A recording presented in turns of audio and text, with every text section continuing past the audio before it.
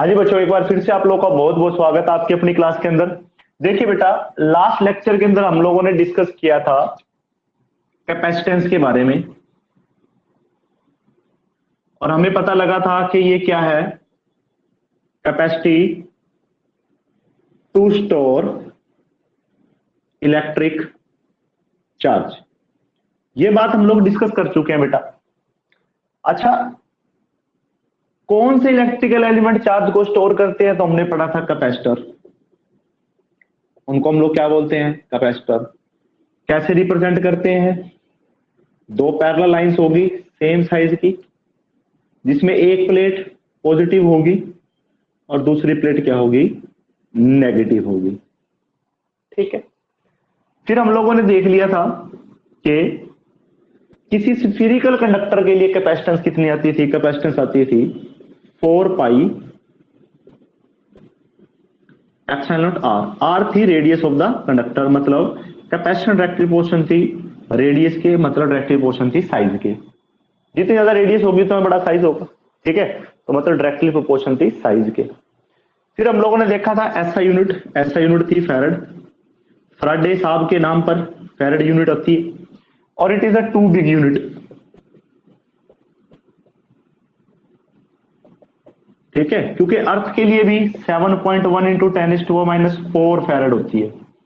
मतलब अर्थ से भी बड़ा कंडक्टर चाहिए होगा हम लोग को, तब जाके हम लोग 1 फैराड कैपेसिटी वाला कैपेसिटर बना सकेंगे। ये सारी बातें बेटा हमने लास्ट लेक्चर के अंदर डिस्कस कर ली थी। जिस बच्चे ने वो लास्ट लेक्चर नहीं लगाया तो यूट्यूब पर जाकर वीडियो देख सकता है, या फिर रिकॉर्डिंग सेक्शन के अंदर भी वीडियो पड़ी है। फिर भी कोई दिक्कत आए तो आप लोग मुझसे कॉन्टैक्ट कर सकते हो, कमेंट सेक्शन में कमेंट छोड़ सकते हो, या फिर यहाँ चैट बॉक्स में लिख सकते हो, व्हाट्सएप पे कॉन्टैक्ट कर सकते हो। वीडियो को बेटा लाइक शेयर और सब्सक्राइब जरूर कर दिया करो चैनल को। ठीक है, अभी आज का लेक्चर शुरू करते हैं। देखिए बेटा, मैंने बताया कि कैपेसिटर को हम लोग कैसे शो करते हैं। दो पैरेलल प्लेट्स होती हैं, उन पे एक पे पॉजिटिव चार्ज होता है, एक पे नेगेटिव चार्ज होता है। तो आज का हमारा टॉपिक ऑफ डिस्कशन यही है बेटा, पैरेलल प्लेट कैपेसिटर। आज हम लोग क्या डिस्कस करेंगे बेटा?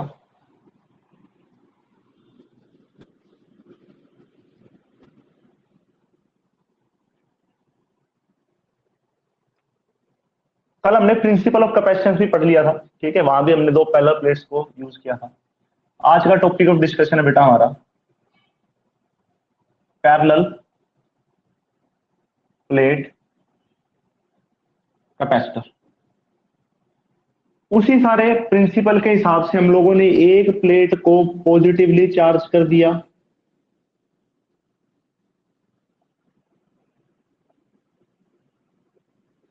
और दूसरी प्लेट के ऊपर नेगेटिव चार्ज इंड्यूस हो गया था बेटा।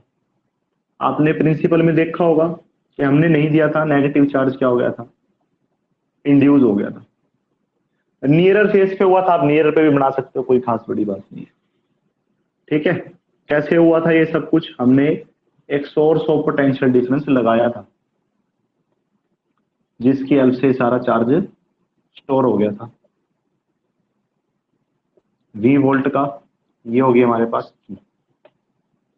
ठीक है, बीच की सेपरेशन मान लेते हैं बेटा, क्या है? D। आप कुछ भी मान सकते हो, बुक में D मानी हुई है, मैंने भी D मान ली। ठीक है,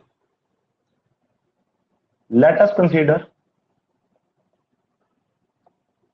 to parallel plates of conducting material.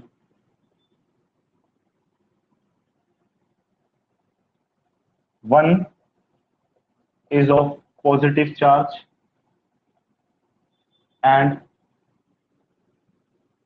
other is of negatively charged या negative charge, having same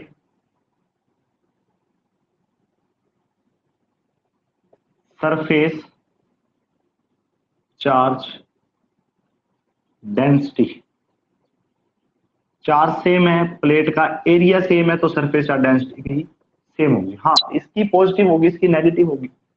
अच्छा बेटा, ऐसा ऐसा हम लोगों ने एक टॉपिक और किया था बेटा, जहां इस तरफ पॉजिटिव था इस तरफ नेगेटिव था, गॉस थ्योरम में, गॉस थ्योरम की फोर्थ एप्लीकेशन के अंदर जहां हमने दो पैरेलल प्लेट्स को लिया था, तब हमने पाया था कि बाहर फील्ड क्या होती है, जीरो, और अंदर फील्ड क्या थी, sigma by epsilon.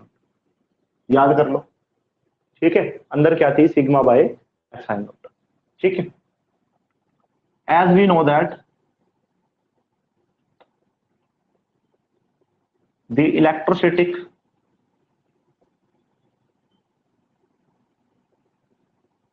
field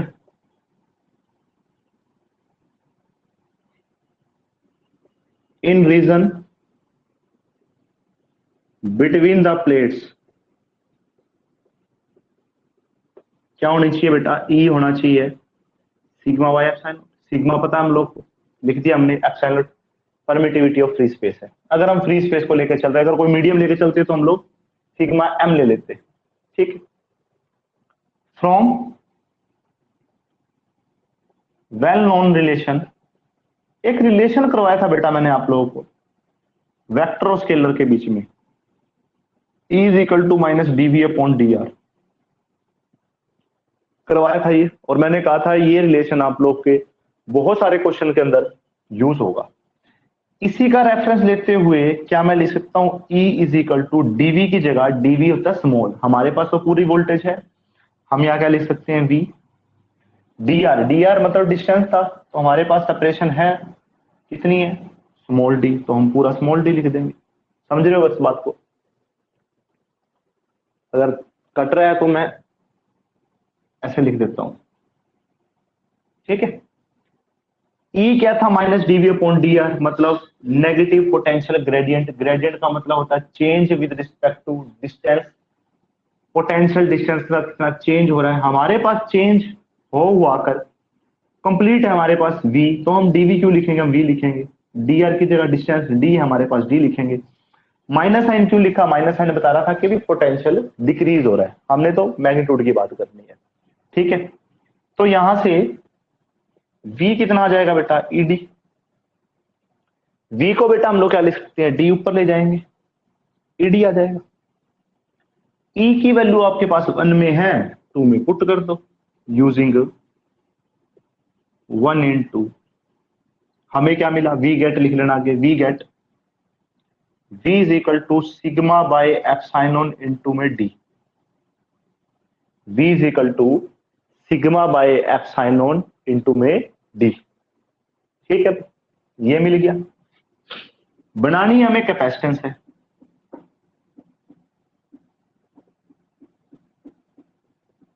from C is equal to Q by V। ठीक है, V गेट हमें क्या मिल गया, C is equal to Q by sigma by, अच्छा एक काम और कर लो, थोड़ा इजी हो जाएगा, फिर यहां से एक्स्ट्रा फालतू करना पड़ेगा। बेटा देखियो सिग्मा क्या होता है, सिग्मा सिग्मा होता है charge stored per unit area. ठीक है, लिख लेना Q is the total charge stored in each plate of area A. ठीक है, Q is the total charge stored in each plate of area A. तो sigma को मैं क्या लिख सकता हूं, क्यू बाय ए, एप्सिलॉन नीचे पड़ा है, डी मल्टीप्लाई में पड़ा है, from C is equal to Q by V. V get हमें क्या मिला, C is equal to Q by A epsilon D, Q से क्यू कट गया, ए एप्सिलॉन बाय डी हमारे पास नीचे की कैपेसिटर, मतलब पैरेलल प्लेट कैपेसिटर की कैपेसिटेंस बेटा कितनी होगी, ए एप्सिलॉन बाय डी। ठीक है अभी बच्चों, ये तो हुई हमारे पास पैरेलल प्लेट कैपेसिटर की। भरत सिंह गुड मॉर्निंग बेटा। ठीक है भाई, क्या था एक बार और रिपीट कर देता हूं, पैरेलल प्लेट कैपेसिटर, दो प्लेट्स हैं, कंडक्टिंग मटेरियल की है, एक पॉजिटिवली चार्ज एक नेगेटिवली चार्ज है, बट सरफेस चार्ज डेंसिटी बराबर है क्योंकि हमने एक ही पोटेंशियल डिफरेंस से दोनों को चार्ज दिया है, सेम एरिया है, चार्ज देने वाला सोर्स सेम है, तो चार्ज इक्वली दे रहा होगा, इक्वली दे रहा है तो हमारे पास सरफेस चार्ज डेंसिटी भी क्या आएगी, इक्वल। और सरफेस चार्ज डेंसिटी होती क्या है, चार्ज बाय एरिया। क्यू क्या है, Q is the total charge stored in each plate या total charge given to each plate, कैसे भी लिख सकते हो आप लोग, ठीक है, ऑफ एरिया ए। ठीक है, थोड़ा साफ साफ लिख लेना आप लोग, यहाँ हो गया से। हमें क्या पता है बेटा, हमें पता है ई क्या होता है, सिग्मा बाय एप्सिलॉन, और वेल नोन रिलेशन है हमारे पास एक ई इज इक्वल टू मैंने डीवी अपॉन डी आर, हमारे पास पूरा वी है पूरा डी है तो हमने पूरा डी यूज कर लिया, V is equal to E D आ गया। ई की बेटा वैल्यू उठा पुट कर दी। क्वेश्चन कोई भी मुश्किल नहीं है बेटा, ट्वेल्थ के अंदर सारी की सारी डेरिवेशन बड़ी आसान डेरिवेशन है, पीछे वाला यूज करते रहो आंसर आते रहेंगे। सिग्मा को यूज कर दिया क्यू बाय, पर ये जरूरी है कि आपने पढ़ा होना चाहिए। अब जिस बच्चे ने गॉस थ्योरम ढंग से नहीं करी, या फिर उसने फर्स्ट पार्टी लगा लो जहां पर हम लोग कंटिन्यू चार्ज डिस्ट्रीब्यूशन करते हैं, तो बच्चे सोच लेते हैं तो ऐसे टॉपिक है तो पेपर में आना तो है नहीं कंटिन्यू चार्ज डिस्ट्रीब्यूशन, बट बेटा इसका यूज देखो कहाँ कहाँ हो रहा है आगे जाके सिग्मा का। ऐसे हमारे पास रो का यूज भी बहुत जगह होगा, लैम्डा का यूज हमारे पास गॉस थ्योरम एक बार देख चुके हम लोग, ठीक है, तो इनके यूज जरूर होंगे। और हर टॉपिक को जिसने बड़े अच्छे से पढ़ रखा होगा तो उसे ही पता होगा कि भी सिग्मा क्या होता है, क्यू बाय ए होता है, वरना उसके लिए तो नई बात है, पता नहीं सर कहाँ से लिख रहे हैं क्यू बाय ए, अपनी तरफ से लिखते रहते हैं सर। ये अपनी तरफ से नहीं है बेटा, ये सब कुछ वहां करवाया हुआ है, जिसने नहीं किया वो जाकर प्ले लिस्ट में जाकर वीडियो देख लो, ठीक है। क्योंकि 11th में क्या था, एक नया टॉपिक आया तो पीछे वाले से चाहिए लिंक था नहीं था, आप उस नए टॉपिक से भी अपने सिलेबस को कवर अप कर सकते थे। पर अब इस टॉपिक को अगर आपको करना है तो ये इसके बारे में पता चलेगा पीछे से, क्यू बाय ए होता है पता चलेगा पीछे से, E is equal to sigma by epsilon, अंदर अंदर कैसे फील्ड है पता चलेगा पीछे से। अब पीछे वाला नहीं कर रखा तो बेटा काम है खराब, ठीक है। तो यहां तक पहुंच गए थे, इसकी क्यू बाय ए पुट कर दी, सी क्या होता है क्यू बाय वी। अब जिसको नहीं पता C is equal to Q by V होता है तो पहले पीछे वाली वीडियो देखो, ठीक है। तो क्यू बाय सारा सोल्व कर दिया, हमारे पास क्या आ गया, ए एप्सिलॉन बाय डी, ठीक है। सीबीएसई ने तो सेमेस्टर सिस्टम कर ही दिया, सेमेस्टर सिस्टम करने का ये था लॉजिक के कभी भी ऐसे कोरोना वायरस की तरह पैंडेमिक आ जाती है, कई स्टेट्स के अंदर आ जाती है, जैसे बिहार में पिछली बार बाढ़ आ गई थी तो रिजल्ट नहीं बन पाया था, फिर बच्चों को प्रमोट करना पड़ता है, ठीक है। अब प्रमोट करने का वो क्राइटेरिया क्या बढ़ा रहे हैं कि 10वीं के मार्क्स देख लिए जाएंगे, 11वीं के देख लिए जाएंगे, और 12वीं की जो प्रैक्टिकल हुई थी तो 12th का रिजल्ट तैयार करेंगे। अब जिस बच्चे के 11वीं में साइंस में नंबर 56 ही थे मान लो, और उसके Hindi English history social science उनके कारण नंबर बन गए जी 88%, बच्चे ने एडमिशन ले लिया साइंस में।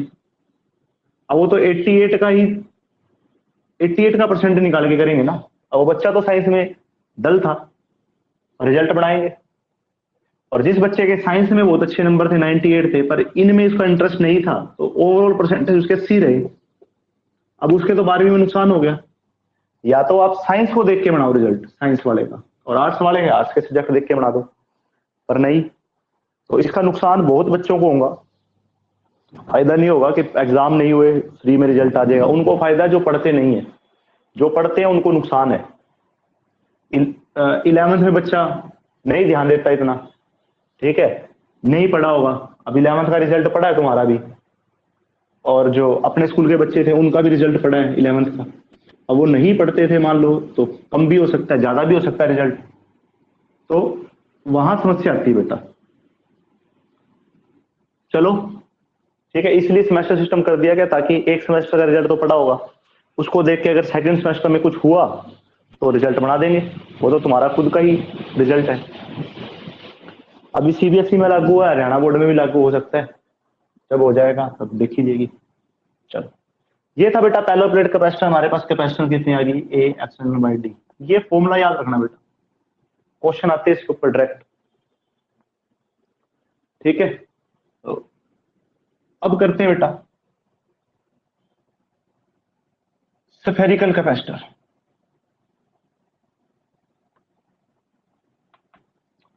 देखिए बेटा, मान लेते हैं हम लोग एक हमारे पास कोई स्फेरिकल बॉल है, होलो है, ठीक है, अंदर से खोखली है, उसके सरफेस पे हमने चार्ज दे दिया, क्या हुआ अमाउंट का, ठीक है। और क्या किया, इसके ऊपर एक और सरफेस लगा दिया, अंदर से खाली है भी, मतलब अंदर सिर्फ बॉल है, बाकी स्पेस खाली है, तो इस पॉजिटिव कारण यहाँ नेगेटिव चार्ज इंड्यूस हो जाएगा।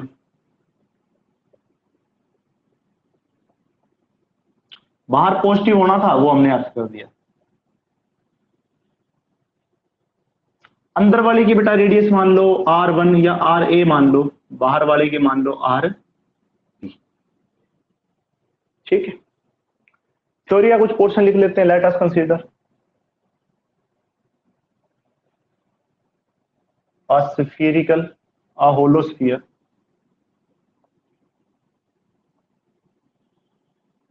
of radius RA having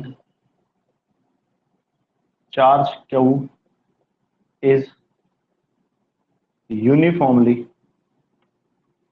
distributed over its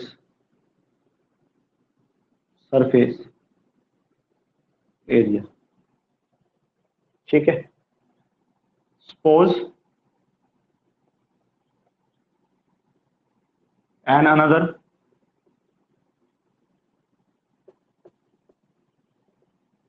hollow sphere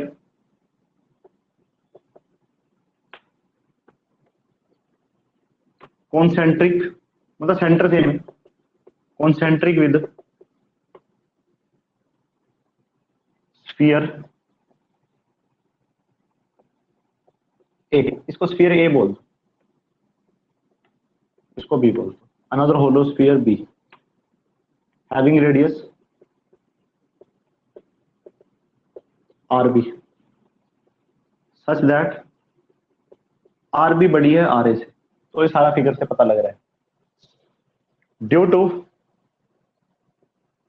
charging by induction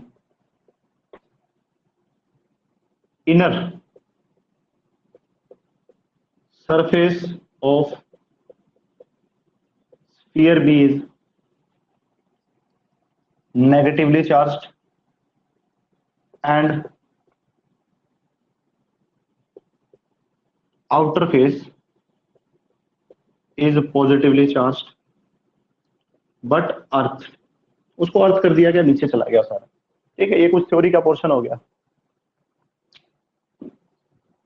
ठीक है। तो स्क्रीनशॉट कर लो, नोट करना है नोट कर लो, या वीडियो लेक्चर में आ जाएगा, वहां से नोट कर लेना।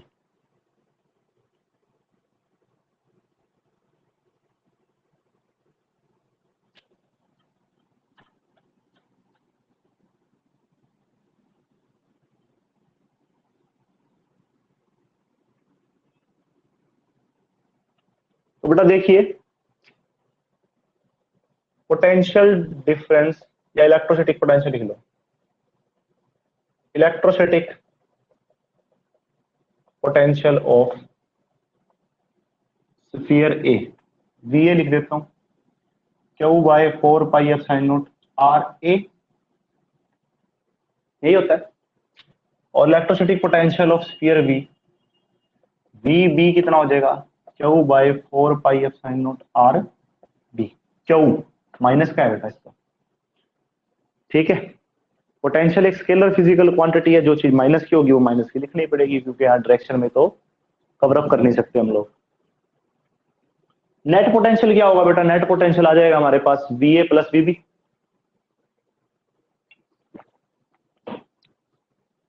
क्योंकि वेक्टर जबला तो लगता नहीं है यहाँ। Net potential VA plus VB, VA कितना है, Q by 4 pi epsilon not RA plus minus Q by 4 pi epsilon not RB, ठीक है भाई, ये हो गया। Q by 4 pi epsilon not common ले लिया 1/RA-1/RB। ये बेटा V आ गया हमारे पास, ठीक है। हमें तो C चाहिए, from C is equal to Q by V। V get हमें क्या मिल गया, हमें मिल गया बेटा C is equal to Q by 4 pi epsilon not. ये नीचे है बेटा सारा 1/RA-1/RB, ठीक है। कट गया 4 पाई एप्सिलॉन नॉट 1/RA-1/RB। ऊपर जाएगा क्या, ऊपर जाएगा ये भी, ठीक है। ये भी ऊपर चला जाएगा। आंसर हमारे पास क्या बन जाएगा, देखो क्या बन जाएगा 4 पाई एप्सिलॉन नॉट, एलसीएम ले लो, RB माइनस RA बाय में RA/RB, ठीक है। ये 1 बाई में था ना, नीचे है ये सारा, RB माइनस RA बाय में RA/RB। अब ये RA/RB ऊपर चला जाएगा 4 pi epsilon not RA/RB by में RB माइनस RA। स्फेरिकल के लिए आगे, बड़े आसान से टॉपिक है बेटा, आराम से कर सकते हो, कोई भी दिक्कत नहीं है, ठीक है। तो ये हो गया हमारे पास स्फेरिकल कैपेसिटर भी। समझ आ गया तो बेटा बताओ एक बार फटाफट स्पीड से।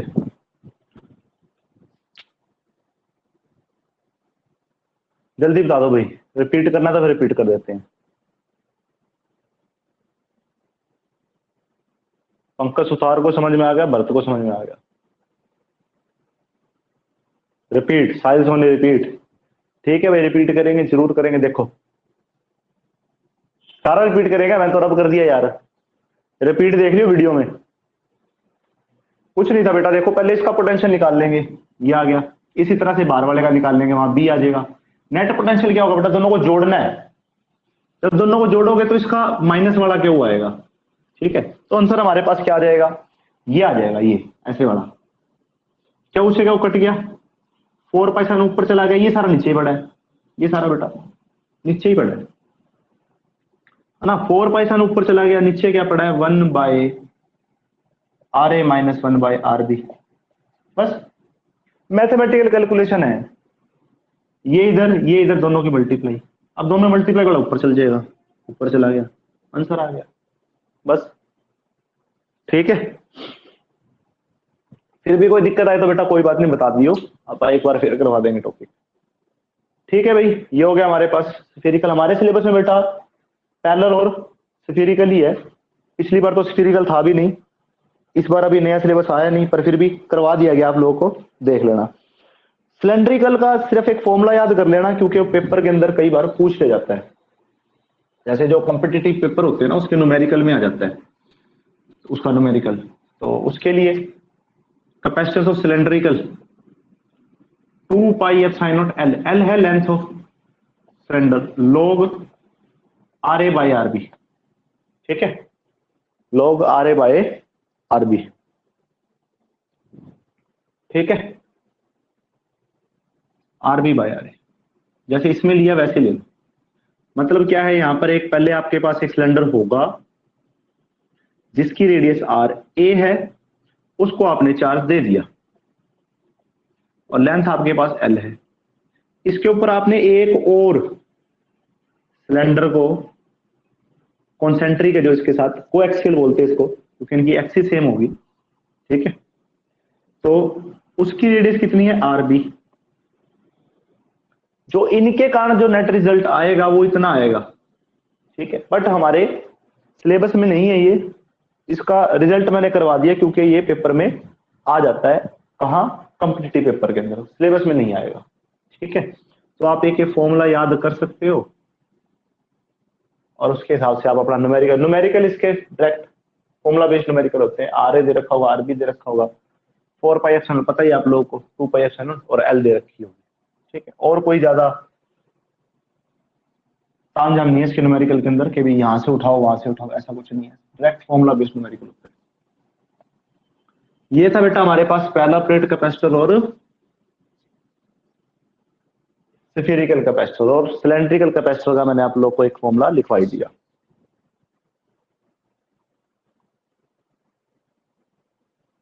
ठीक है भाई, ग्रुपिंग ऑफ कैपेसिटर आप कर चुके हैं। नेक्स्ट टॉपिक करेंगे energy store in a capacitor.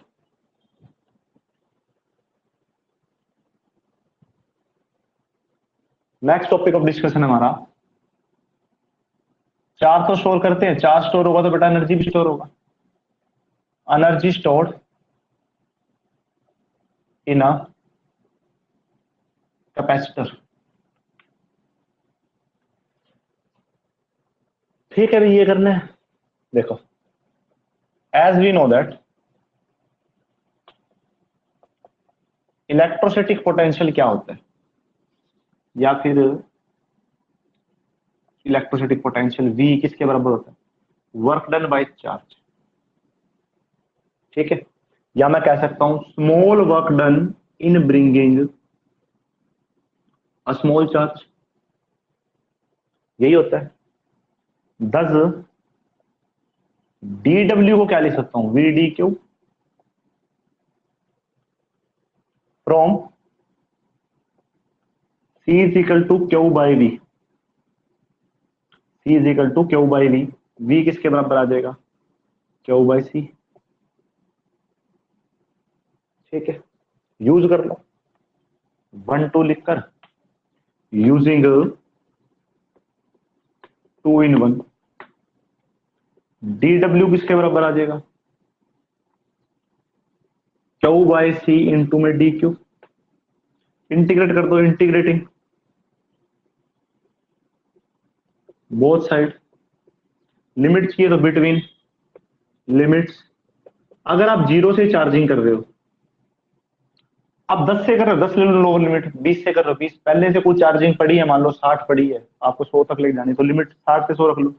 मैं अनचार्ज टू Q चार्ज तक लेके जा रहा हूँ। ठीक है, आप लिमिट कुछ भी लेके न्यूमेरिकल सोल्व कर सकते हो, न्यूमेरिकल में ऐसे लिमिट के हिसाब से आता है। ठीक है, तो इंटीग्रेशन कर दो, नीचे 0 ऊपर Q बाई C dQ। यहां कर देता हूं बाकी में,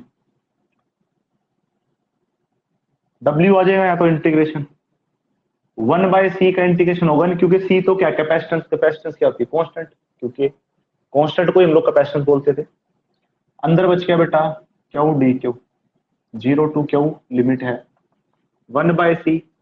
इंटीग्रेशन आपको पता है पावर में एक इंक्रीज उतनी पावर से भाग, तो पावर 1 थी, एक इंक्रीज करोगे तो 2 हो जाएगी, भाग भी 2 से करोगे।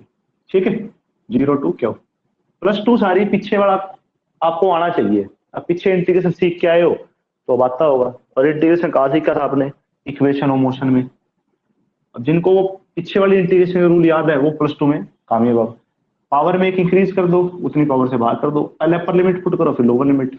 1 बाय C Q की जगह Q by 2 minus 1 by C 0 square by 2, कितना बन जाएगा Q square by 2C। Work done, work done क्या होता है, energy. This work done gets stored in form of energy। This work done gets stored in form of energy। Stop।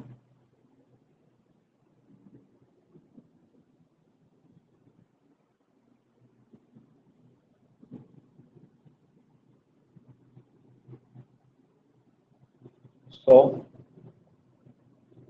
energy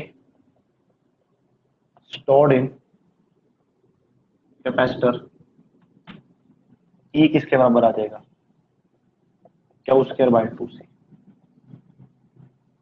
और form भी लिख सकते हैं हम लोग इसकी अपनी कन्वीनियंट के हिसाब से, जैसे हमने न्यूमेरिकल में यूज करना है। एज C क्या होता है Q बाई V, तो हमारे पास Q किसके बराबर आ जाएगा, CV के, पुट करना एक बार, E कितना आ जाएगा, half C square V square by C, cut गया, हाफ सीवी स्क्वायर को भी हम लोग क्या लिख सकते हैं, एनर्जी। ठीक है, सी क्या होता है, क्यू बाय वी, उसके हिसाब से भी कर सकते हैं। Half Q square by, C होता है Q by V, Q by V चला गया ऊपर, हाफ वी क्यू को भी हम लोग एनर्जी लिख सकते हैं अपने कन्वीनियंट के हिसाब से। जो आपको एग्जांपल आया हुआ है उसके हिसाब से आप लोग इसको सोल्व कर सकते हो। ठीक है, अब हमें पढ़ना होता है total energy in combination of capacitor, series में और पैरेलल में। ठीक है, ये जो दोनों तीनों फॉर्मूले हमारे पास आए यहाँ लिख लेंगे हम लोग। ई कितना आया, half Q square by C, half C V square, half Q V. ठीक है,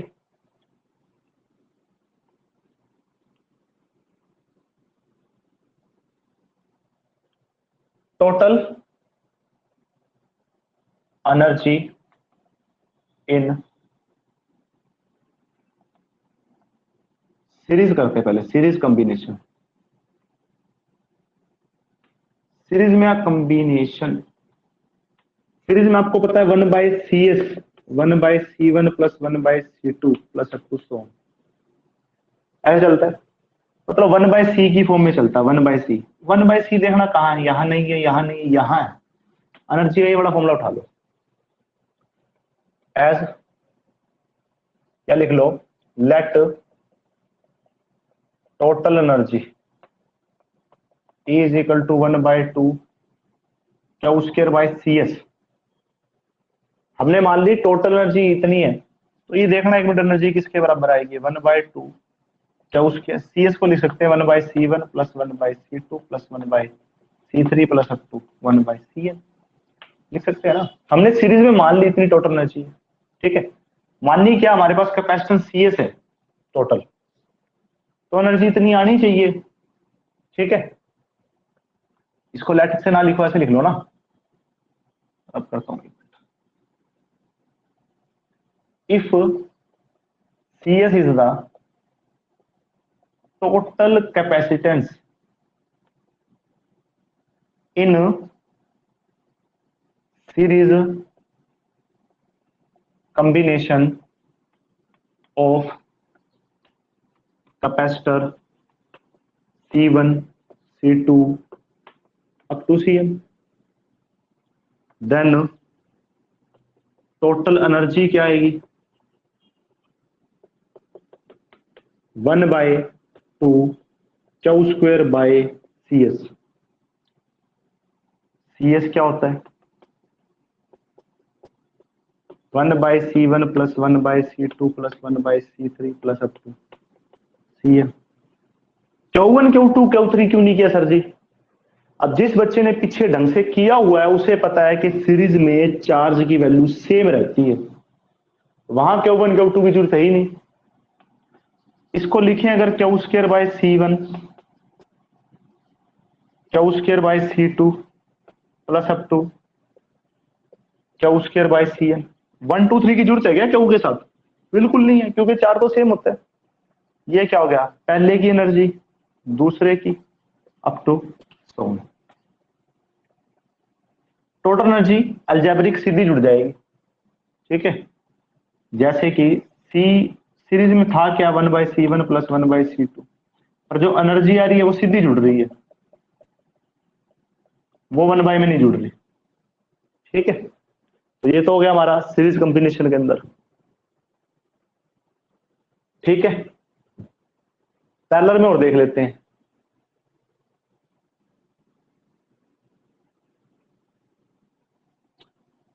लेट कर लेते हैं सी पैरेलल, हमारे पास कैपेसिटेंस है पैरेलल कॉम्बिनेशन के लिए। किनका पैरेलल कॉम्बिनेशन किया है, C1 C2 up to Cn। Parallel में होती क्या है हमारे पास, Cp क्या होती है, C1 plus C2 plus up to Cn। ऊपर C देखना किसमें, इसमें ऊपर C। So total energy solve उससे भी हो जाएगा, फिर उसको चेंज करना पड़ेगा, इसलिए कन्वीनियंट के लिए हम लोगों ने सीधा ही लिख लिया 1/2 Cp V स्क्वायर। Cp क्या होता है, ये लिखा ना आपने, C1 plus C2 plus up to Cn, और ये कहां तक, Cn तक चलता रहेगा इनटू V स्क्वायर। क्या V को चेंज करने की जरूरत थी? अरे पैरेलल में V की वैल्यू तो सेम होती है पोटेंशियल की, ठीक है। तो ये जो मैथमेटिकल चीजें होती है ना, वो आपको कभी तंग नहीं करेगी, जो जैसा पीछे आया वैसा ही आगे आपका बल्कि हेल्प करेगी। वरना तो ये यहाँ पर अड़ जाती बात कि C1 C2 C3 भी करो, पर हमें पता है पैरेलल में पोटेंशियल की वैल्यू सेम होती है और सीरीज में चार्ज की वैल्यू सेम होती है, तो इसने तंग किया ही नहीं हमें। जिसे चेंज करना था उसे चेंज कर दिया। कितना आ गया, half C1 V square half C2 V square plus up to half Cn V square. ये क्या बन गई, E1 plus E2 plus up to. So यहां से हमारे पास क्या निकल कर आया कि चाहे आप कॉम्बिनेशन सीरीज लो चाहे पैरेलल लो, एनर्जी स्टोर्ड बराबर ही आता है, जुड़ेगा। एनर्जी स्टोर्ड सिंपल जुड़ता है, ऐसे 1/में होकर नहीं जुड़ेगा, ठीक है। तो ये था बेटा हमारे पास सीरीज पैरेलल कॉम्बिनेशन के अंदर एनर्जी स्टोर्ड। एक एनर्जी डेंसिटी का टॉपिक और होता है, छोटा सा टॉपिक है, वो और देख लो।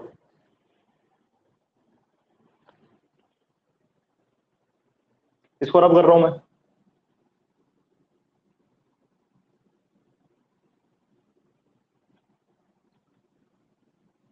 छोटा सा चैप्टर है ये, बस फ्राइडे वाले लेक्चर के अंदर मोटे मोटे तौर पे खत्म हो जाएगा, थोड़ा बहुत जो रह जाएगा वो करवा दूंगा मैं।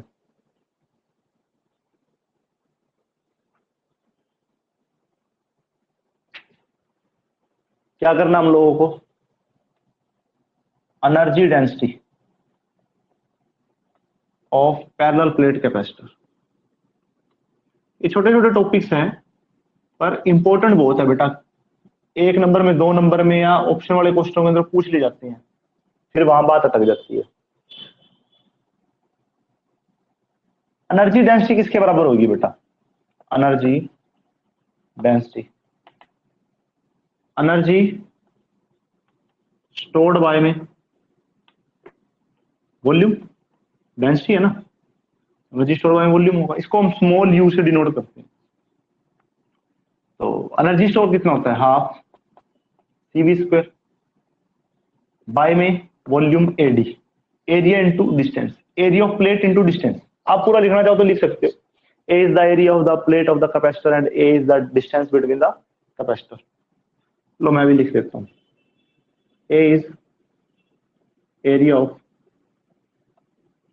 Plates of capacitor, parallel plate capacitor, parallel plate capacitor लिख लेना, और D is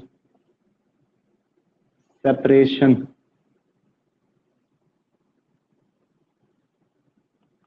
between the plates, ठीक है। पैरेलल प्लेट कैपेसिटर के लिए A एप्सिलॉन बाय D होता है। अब जिसने पीछे किया उसको पता है V स्क्वायर, V ED हो सकता है ना, ED मतलब ED का स्क्वायर कर दे, बाय में AD तो पड़ा ही है,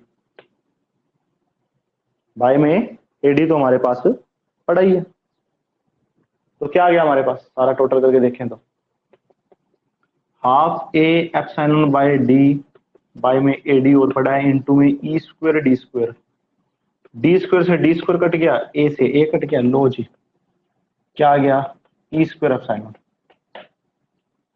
ठीक है। तो ये था हमारे पास energy density. This is all about today's lecture. किसी बच्चे को किसी तरह की कोई दिक्कत, कोई प्रॉब्लम हो तो कमेंट सेक्शन में बता सकते हैं, या फिर यहाँ चैट बॉक्स में बता दो या व्हाट्सएप पे बता देना, ठीक है।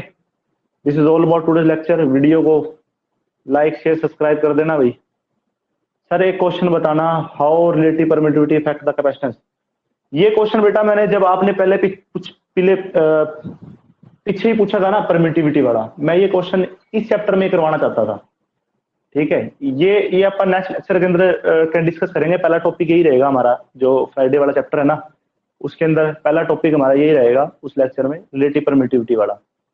तो रिलेटिव परमिटिविटी मैं यही करवाना चाहता था, मैं वहां पहले करवाना ही नहीं चाहता था, ताकि तीनों की इकट्ठी करवा देता। फोर्स के लिए करवा दी, फील्ड के लिए करवा दी, अब कैपेसिटेंस के लिए यहाँ आती है। मैं चाहता था कि तीनों एक साथ इकट्ठी यहीं करवा दूंगा, पर पहले आपने क्वेश्चन पूछ लिया था तो मैंने वहां करवा दी थी। अब इसका जो नेक्स्ट हमारा लेक्चर है उसका पहला टॉपिक यही रहेगा हमारा, रिलेटिव परमिटिविटी। उसके अलावा कोई प्रॉब्लम तो बोलो भाई फटाफट। बस फ्राइडे फ्राइडे का और रह गया चैप्टर, ये खत्म हो जाएगा, फिर आगे शुरू करेंगे। ठीक है भाई, thank you very much for giving your precious time. आप लोग को इसकी रिकॉर्डिंग वीडियो थोड़ी देर में मिल ही जाएगी।